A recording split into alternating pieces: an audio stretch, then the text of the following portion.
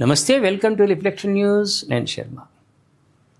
ప్రేక్షకులారా, ఈ ముఖార విందములు చూస్తున్నారు కదా. ఈ అమ్మాయి ఎవరు? ముస్లిం మతానికి సంబంధించినటువంటి వ్యక్తి. ఈమె తాను పనిచేసే చోట అమ్మాయిలను మత మార్పిడికి గురి చేస్తూ ఉన్నది, ఒత్తిడి చేస్తూ ఉన్నది, లైంగిక వేధింపులకు కారణభూతమవుతూ ఉన్నది. ఈమె ఒక భూతంగా మారిపోయింది, ఒక దయ్యంగా మారిపోయింది. భారతదేశానికి ఒక దయ్యంగా మారిపోయింది. ఈమెను పోలీసు వాళ్ళు లోపల పడేసిర్రు, కోర్టు కూడా వీళ్ళని జైల్లో వేసింది. ఇప్పుడు గర్భవతి అనే పేరుతోటి అంటే కోర్టు నిర్ధారించింది, మరి అంత గుడ్డిగా కాకుండా ఈమె గర్భవతి అట, అందుకు ఆమెను విడుదల చేసిర్రు. మరి ఇందుకు మూల కారణమైనటువంటి వాడు మన హిందూ అమ్మాయిని ప్రలోభాలకు గురి చేసి భయపెట్టి రకరకాల బీభత్సం చేసినోడు కూడా నాకు బెయిల్ ఏంటి అన్నాడు. వాడు ఏ ముఖం పెట్టుకొని దరిద్రుడు బెయిల్ ఇమ్మన్నాడో తెలియదు. కోర్టు ఏం చేసింది, ఒరే గాడిద కొడుక, ఒరే దరిద్రుడా, నువ్వు వెళ్తే సాక్షులను భయపెడతావురా, అందుకు నువ్వు జైల్లోనే ఉండు చిప్పకూడు తినుకుంటూ. ఈమె కూడా బయటకు రాకపోవు, గర్భవతి. మన భారతీయులకు గర్భవతులు అంటే బస్సులో కూడా సీట్ ఇస్తాం, చంటిపిల్ల తల్లి కనిపిస్తే లేచి సీట్ ఇస్తాం. అటువంటి గౌరవం మనం చూపిస్తూ ఉంటే ఇటువంటి దయ్యాలు భూతాలు మన హిందువులను మత మార్పిడి చేయించడానికి ప్రయత్నం చేస్తున్నారు, మన అమ్మాయిలను మోసం చేస్తున్నారు, లైంగిక వేధింపులకు గురి చేస్తున్నారు. వరుసలు లేనటువంటి వీళ్ళు మన అమ్మాయిలను ప్రలోభ పెడుతున్నారు, భయపెట్టిస్తున్నారు, బెదిరిస్తున్నారు, మీ అయ్యవ్వల్ని కిడ్నాప్ చేస్తామంటున్నారు, రకరకాల బీభత్సానికి గురి చేస్తున్నారు. వీళ్ళు ధైర్యవంతులైన మన అమ్మాయిలు వీళ్లకు లొంగకుండా కేసులు పెడుతున్నారు కాబట్టి వీళ్ళ ఆటలు తగ్గుతున్నాయి. ఏమంటారు ప్రేక్షకులారా? కొంచెం డీటెయిల్స్లోకి వెళ్దాం.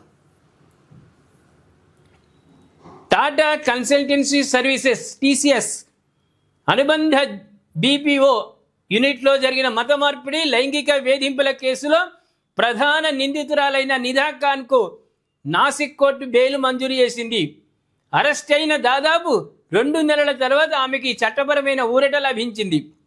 నాసిక్ రోడ్ కోర్టు అదనపు సెషన్స్ జడ్జి KG జోషి ఈ ఉత్తర్వులు జారీ చేసిండు. నిదా ఖాన్తో పాటు ఈ కేసులో సహనిందితుడిగా ఉన్న తౌసిఫ్ అఖ్తర్కు కూడా కోర్టు బెయిల్ ఇచ్చింది. అయితే ఇదే కేసులో ఉన్న మరో కీలక నిందితుడు డానిష్ షేక్ దాఖలు చేసిన బెయిల్ పిటిషన్ను మాత్రం న్యాయస్థానం తిరస్కరించింది.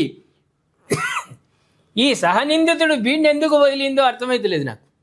ప్రేక్షకులారా, సహనిందితుడిగా ఉన్న తౌసిఫ్ అఖ్తర్ ఆమెంటే నీళ్లు పోసుకునేది, ఈ గాడిద కొడుకు నీళ్లు పోసుకున్నాడా? వీడిని నీళ్లు పోసుకున్నాడా, లేకుంటే వీనికి ఏదైనా రోగం, క్యాన్సర్ రోగం వచ్చిందా వీనికి? కోర్టు ఎందుకు విడుదల చేసింది అనేది మీకు వివరాలు వచ్చిన తర్వాత చెప్తా ప్రేక్షకులారా. నాకు కూడా డౌటే ఉంది, వీడిని ఎందుకు వదిలేసిండ్రు కోర్టు.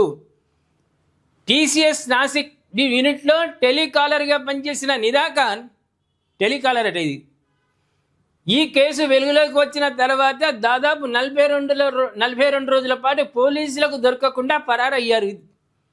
అనంతరం మే నెలలో ఛత్రపతి సంభాజీ నగర్లో పోలీసులు ఆమెను అరెస్టు చేసి జ్యుడిషియల్ కస్టడీకి తరలించారు. అక్కడ ఉన్నది ప్రభుత్వం, మహారాష్ట్ర బీజేపీ ప్రభుత్వం సిట్టును ఏర్పాటు చేసింది.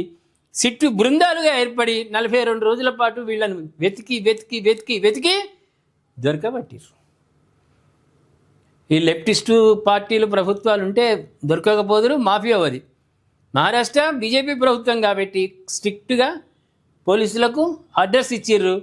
వాళ్ళు కూడా అందే పద్ధతిలో వెతికి వీళ్ళని దొరికించుకున్నారు. అయితే తాను ప్రస్తుతం గర్భవతిగా ఉన్నానని, జైలులో ఇబ్బందులు పడుతున్నానని పేర్కొంటూ వైద్య కారణాల రీత్యా ఆమె బెయిల్ కోసం దరఖాస్తు చేసుకున్నారు. బాధితురాలికి నిదా ఖాన్ బుర్కా, ఇస్లామిక్ మతపరమైన పుస్తకాలను ఇవ్వడంతో పాటు ఫోన్లో మతపరమైన యాప్స్ ఇన్స్టాల్ చేసి మత మార్పిడికి ప్రేరేపించిందని, వాట్సాప్ గ్రూపుల ద్వారా ఒత్తిడి తెచ్చిందని పోలీసులు ఆరోపించారు. బెయిల్ ఇస్తామంటే చెప్తారు కదా, పోలీసులు ఏం చెప్పారు? ఈ దొరసాని, ఈ భ్రష్టురాలు, ఈ దరిద్రురాలు, ఈ దయ్యము, ఈ భూతము మత మార్పిడికి ఏమేం చేసిందట? నిదా ఖాన్ బుర్కా ఇచ్చిందట, ఇస్లామిక్ మతపరమైన పుస్తకాలను ఇచ్చిందట, ఫోన్లో మతపరమైన యాప్స్ ఇన్స్టాల్ చేసిందట, మత మార్పిడికి ప్రేరేపించిందని వాట్సాప్ గ్రూపుల ద్వారా ఒత్తిడి తెచ్చిందని పోలీసులు చెప్పారు. ఛార్జ్ షీట్ దాఖలు కావడం, ఆమె గర్భం దాల్చిన విషయాన్ని పరిగణలోకి తీసుకొని కోర్టు బెయిల్ మంజూరు చేసింది. ఇప్పటికైనా ఇది పద్ధతిగా ఉండదా? డెలివరీ అయ్యాక పిచ్చి పిచ్చి నఖరాలు ఏమైనా చేస్తే హాస్పిటల్లోనే డెలివరీ, అక్కడనే 21st డే జైల్లోనే చేస్తారు. ఇక ఇప్పటికీ మౌనంగా ఆమె మీద దయదలిచిన కోర్టు వదిలేసినందుకు ఎక్కడుండానో అక్కడ ఉంటేనే బాగుంటుంది, లేకుంటే తగిన పని అవుతుంది. కాబట్టి ప్రేక్షకులారా, మహిళామ తల్లులారా, మీ పిల్లలను, మీ ఆడపిల్లలను కొంచెం చూసుకోండి. కాలేజీకి పోతుంటే ఎవడైనా ఏమన్నా అంటున్నాడా? ఒక్కడికి 4 సార్లు అడుగుండి.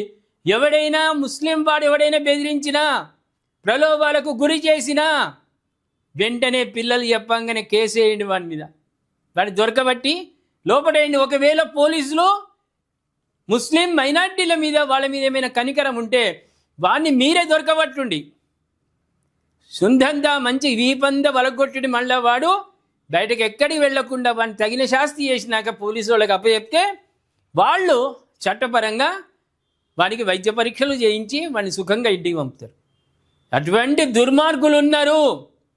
ఆ దుర్మార్గుల చెర నుండి మన పిల్లలను రక్షించుకుందాము. ప్రేక్షకులారా, చేతులెత్తి మొక్కుతున్నా నేను అందరికీ, దయచేసి మన పిల్లలను మనం కాపాడుకుందాం. ఆడపిల్లల జోలికి రాకుండా ఏ ముస్లిం వాడు ఎవడు వచ్చినా సరే దొరకబట్టి మెచ్చగొట్టిన తర్వాతనే పోలీసులకు అప్పచెప్పండి.